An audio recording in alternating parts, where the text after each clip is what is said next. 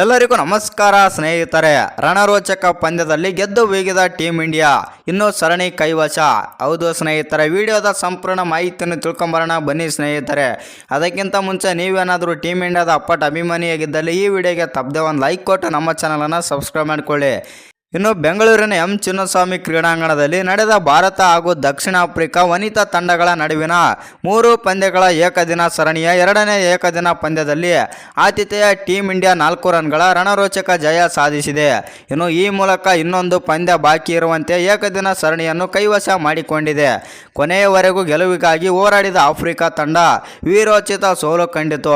ಇನ್ನು ಈ ಪಂದ್ಯದಲ್ಲಿ ಟಾಸ್ ಸೋತು ಮೊದಲು ಬ್ಯಾಟಿಂಗ್ ಮಾಡಿದ ಟೀಮ್ ಇಂಡಿಯಾ ನಾಯಕ ಹರ್ಮನ್ಪ್ರೀತ್ ಕೌರ್ ಹಾಗೂ ಆರಂಭಿಕ ಆಟಗಾರ್ತಿ ಸ್ಮೃತಿ ಮಂದಾನ್ ಅವರ ಶತಕದ ನೆರವಿನಿಂದ ನಿಗದಿತ 50 ಓವರ್ಗಳಲ್ಲಿ 3 ವಿಕೆಟ್ ಕಳೆದುಕೊಂಡು ದಾಖಲೆಯ 325 ರನ್ ಕಲೆ ಹಾಕಿದರು.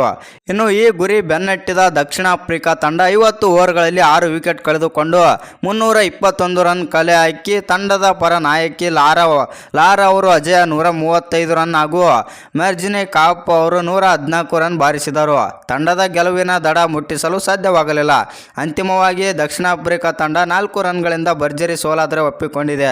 ಇನ್ನು ಈ ವಿಡಿಯೋ ನಿಮ್ಗೇನಾದರೂ ಇಷ್ಟವಾಗಿದ್ದರೆ ಒಂದು ಲೈಕ್ ಮಾಡಿ, ಶೇರ್ ಮಾಡಿ, ಹಾಗೆ ಇನ್ನೆಚ್ಚಿನ ಕ್ರಿಕೆಟಿಂಗ್ ಅಪ್ಡೇಟ್ಗಳಿಗೆ ನಮ್ಮ ಚಾನಲನ್ನು ಸಬ್ಸ್ಕ್ರೈಬ್ ಮಾಡಿಕೊಳ್ಳಿ.